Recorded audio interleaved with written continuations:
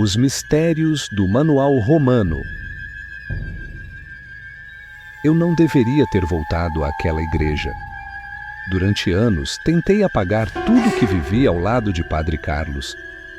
Tentei esquecer a textura fria e irregular daquelas paredes de pedra, o cheiro rançoso de velas consumidas pelo tempo, o sussurro do vento atravessando as fissuras do teto, onde nenhuma brisa deveria existir.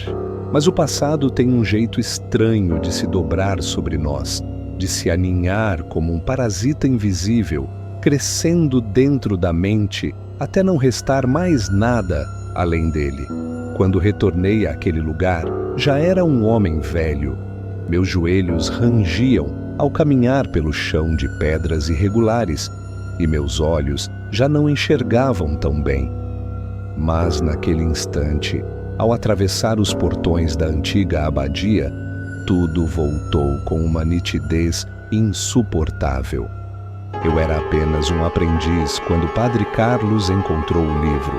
Nunca soube quem o escondeu ali ou há quanto tempo ele estava preso naquela câmara subterrânea.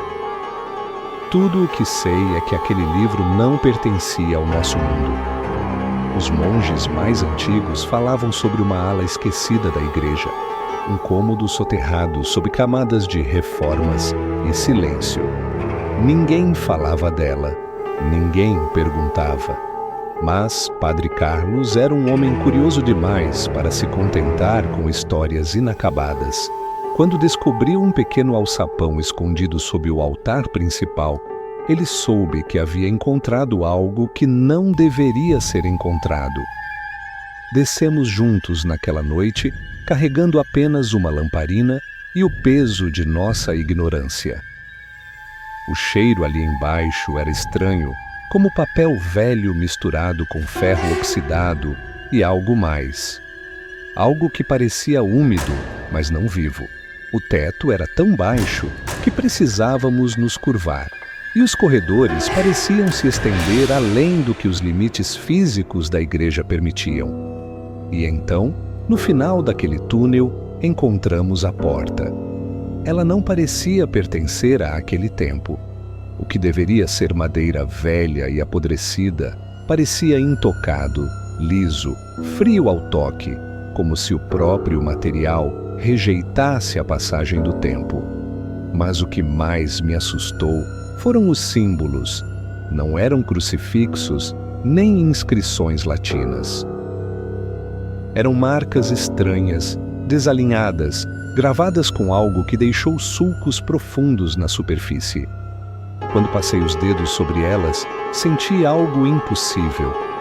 A madeira se moveu sob minha pele, como se estivesse viva. Olá, pessoal! E aí, estão gostando do conteúdo? Antes de continuarmos, gostaria de pedir o seu apoio, se inscrevendo, curtindo, ativando o sininho e compartilhando essas histórias. Isso ajuda a manter o canal vivo e nos enche de motivação. Agora vamos continuar. Padre Carlos não hesitou. Ele ergueu um pé de cabra e, com esforço, rompeu as correntes. A porta se abriu sozinha, como se esperasse por aquele momento. Dentro, o livro repousava sobre um pedestal de pedra. Um livro grande, encadernado em couro escurecido, seu título cravado em letras que pareciam ter sido riscadas com ferro quente. Rituale Romanum. Mas não era um livro comum. Algo no modo como as páginas se entrelaçavam, no odor adocicado que emanava dele, na forma como as letras pareciam flutuar sob a luz da lamparina. Tudo indicava que aquele não era um objeto feito por mãos humanas. Padre Carlos tocou a capa. E naquele exato momento, a lamparina se apagou. O breu foi absoluto. Mas pior do que a escuridão foi o som. Não era um sussurro. Não era um vento distante. Era respiração. Lá embaixo, no escuro, algo acordou. Eu nunca deveria ter voltado àquela igreja. Mas às vezes o passado não nos deixa a escolha. O livro não deveria ter sido retirado daquela sala. Sei disso agora, mas na época não compreendi o que havíamos feito. Padre Carlos carregou aquele volume como se fosse uma relíquia sagrada, e eu, incapaz de questionar sua autoridade, segui seus passos até a superfície. Mas algo mudou quando emergimos daquelas profundezas.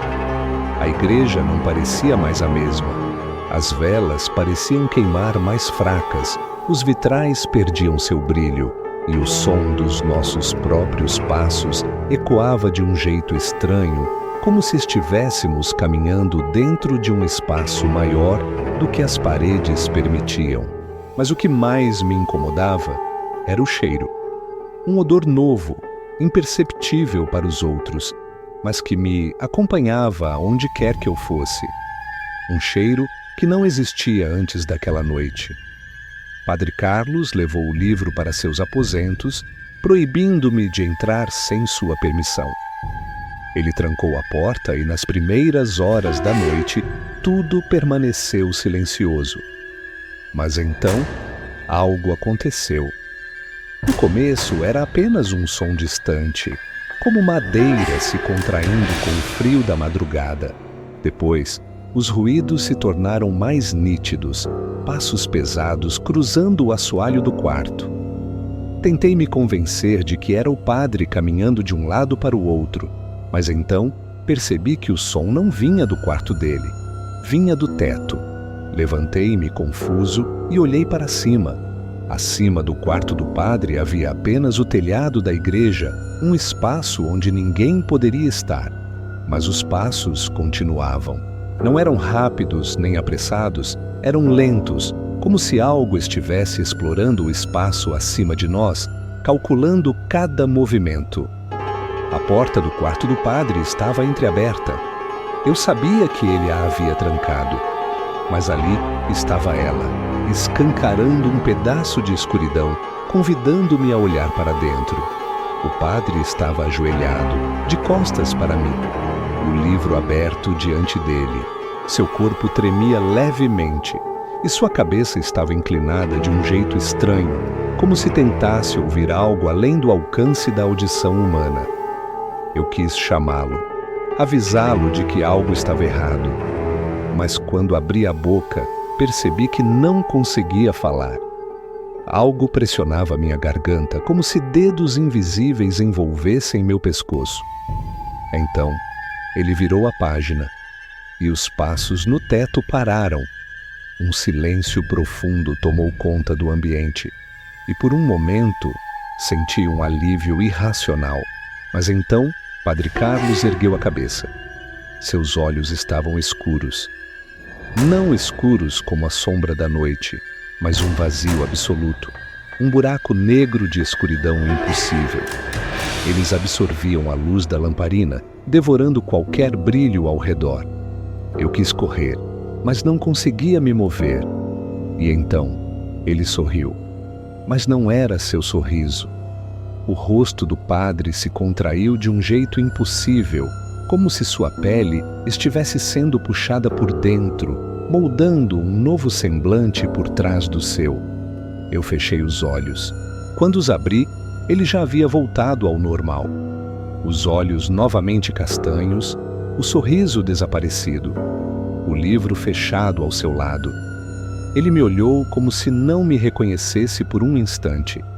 Então, sem dizer uma palavra, levantou-se, pegou o livro e saiu. Naquela noite, não consegui dormir. Cada vez que fechava os olhos, via aquele rosto sorrindo dentro da escuridão. Um rosto que não era humano. E os passos no teto nunca mais voltaram a cessar. A mulher chegou à igreja numa tarde sem vento, carregada nos braços por 4 homens exaustos. Seu corpo se contorcia dentro das amarras de couro e sua respiração era um chiado áspero, como se algo estivesse obstruindo sua garganta. Seu nome era Isabel, mas a voz que saía de sua boca não lhe pertencia. Os camponeses falavam de fenômenos estranhos, animais encontrados mortos ao redor de sua casa, suas vacas secando de leite, o marido desaparecendo no meio da noite e sendo encontrado ao amanhecer, ajoelhado no barro, os olhos encharcados de terror e a boca incapaz de formar palavras. Ela gritava coisas que ninguém compreendia e, quando tentaram segurá-la, foi preciso amarrar suas mãos e pés com correntes, pois sua força era maior do que a de qualquer homem. O bispo enviou ordens claras, que Padre Carlos a exorcizasse. Mas, quando ele recebeu a carta, sua expressão não foi de surpresa. Era como se já soubesse, como se estivesse esperando. A mulher foi levada à capela, depositada sobre um leito de madeira. A luz das velas parecia mais fraca naquela noite. O ar estava denso, carregado de algo invisível, uma presença que esmagava o peito com um peso sem nome. Padre Carlos abriu o livro, mas não era o rituale romano comum que os outros padres usavam. Era o outro, aquele que não deveria existir. Ele começou a rezar, mas as palavras saíam estranhas. O latim parecia distorcido, os fonemas mudavam de forma conforme eram proferidos. E então, a mulher abriu os olhos. Não havia nada de humano neles. Eram esferas negras, profundas, vibrando com uma energia impossível. Um sorriso lentamente se espalhou por seus lábios rachados e sua língua emergiu, preta e seca como a pele de um cadáver. E então ela começou a falar, não com uma voz, mas com muitas. Palavras explodiram de sua boca como se dezenas, centenas de línguas falassem ao mesmo tempo. Frases que não pertenciam a esta era. Palavras que nunca deveriam ser formadas por lábios humanos.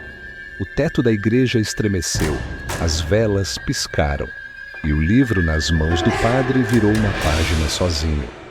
O tempo pareceu dobrar sobre si mesmo. Senti meu corpo afundando no chão, meu sangue vibrando dentro das veias como algo líquido demais, quente demais. Vi as sombras das colunas se alongarem, se retorcerem, se erguerem. A mulher se contorcia, mas agora não eram mais seus movimentos. Algo a puxava de dentro para fora, algo que tentava nascer através dela. Seu rosto inchou, sua pele ficou translúcida, e por um breve momento vi algo pulsando dentro de seu crânio, algo que tentava abrir os olhos dentro dela. E então ela gritou, mas o grito não saiu de sua boca, ele veio de todo lugar, das paredes, das velas, dos próprios ossos da igreja. Um som que não era som, algo que quebrou o vidro dos vitrais e arrancou a cera derretida dos castiçais. E então, tudo cessou. A mulher caiu imóvel sobre a cama. Padre Carlos fechou o livro. O silêncio foi insuportável. Ele se virou para mim. Seu rosto estava pálido, os olhos fundos. Mas não era cansaço. Era outra coisa. Algo muito pior. E naquele instante, eu soube. O exorcismo não havia expulsado nada. Havia trazido algo para dentro dele. Padre Carlos não era mais o mesmo. A mudança foi sutil no início, algo que apenas eu percebia. Ele passou a evitar a luz, caminhando sempre pelas sombras das colunas, como se o sol o incomodasse. Sua pele parecia mais seca, esticada sobre os ossos, e seus lábios estavam sempre rachados, mesmo quando não fazia frio. Mas o pior eram os olhos. Não porque estavam diferentes, mas porque estavam vazios. Quando me olhava, era como se visse através de mim, como se eu já não fosse real. As noites se tornaram um tormento. Eu ouvia os passos. Não apenas no teto agora, mas por toda a igreja. Eles percorriam os corredores, desciam as escadas, paravam diante da minha porta e ficavam ali, respirando. Na primeira vez que abri, não havia ninguém. Na segunda, vi pegadas no chão de pedra, mas não eram de um homem. Na terceira, não tive coragem de olhar. Padre Carlos começou a desaparecer durante as madrugadas. Sua cela amanhecia vazia, a cama intocada. Alguns monges relataram vê-lo vagando entre as árvores do pátio, murmurando palavras que ninguém conseguia entender.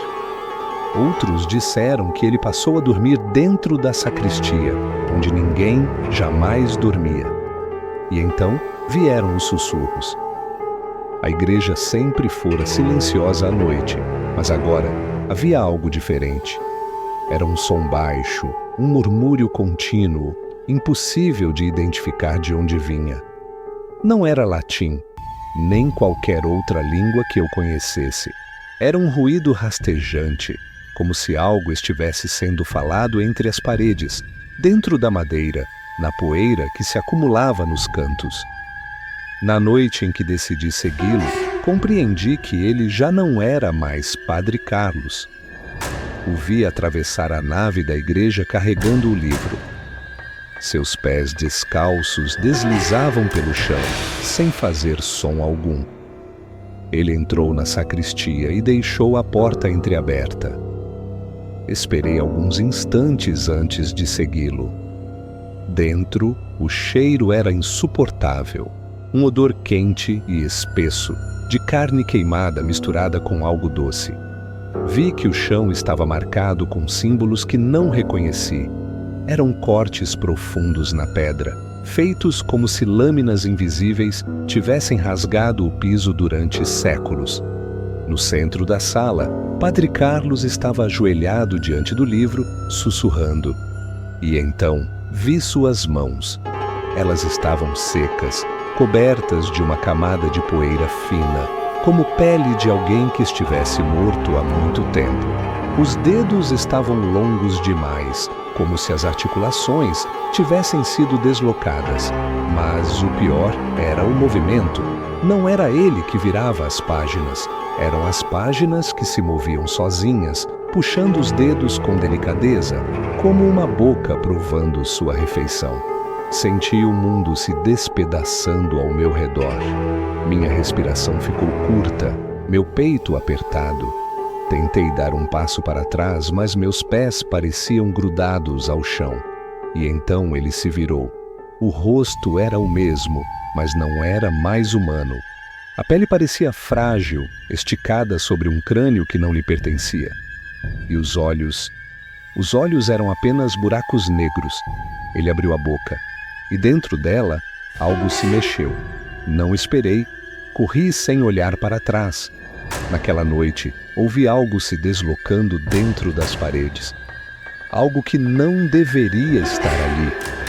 E então, pela primeira vez, o sino da igreja tocou sozinho. 3 vezes. Padre Carlos não voltou a falar comigo. Mas naquela manhã, vi algo entalhado na madeira da minha porta. 3 palavras. Palavras que não consigo esquecer. Ele já chegou. O sol nunca parecia nascer de verdade depois daquela noite. Ou talvez fosse eu quem já não conseguisse mais distinguir entre o dia e a noite. O tempo estava irreconhecível, desfeito, dissolvendo-se como areia nas mãos. Eu acordava em horários estranhos, olhando pela janela e vendo o mundo lá fora, mas o sentindo distante, como uma pintura borrada que se desfazia ao toque. Não sabia mais onde estava o verdadeiro mundo e onde começava aquele pesadelo. Padre Carlos desapareceu. Ninguém sabia onde ele estava, mas todos sentiam sua presença. Não fisicamente. Não como um homem que anda e fala. Era algo mais profundo. Algo que parecia penetrar as paredes, afundando-se no chão e na própria alma da igreja. Eu podia sentir o peso do vazio, da falta dele, onde o ar vibrava com algo que não tinha forma, mas estava em todo lugar. Durante a missa, o altar parecia sangrar uma luz opaca. O vinho no cálice não tinha mais o mesmo sabor. A hóstia se desfazia na língua como poeira, deixando um gosto amargo, impossível de engolir.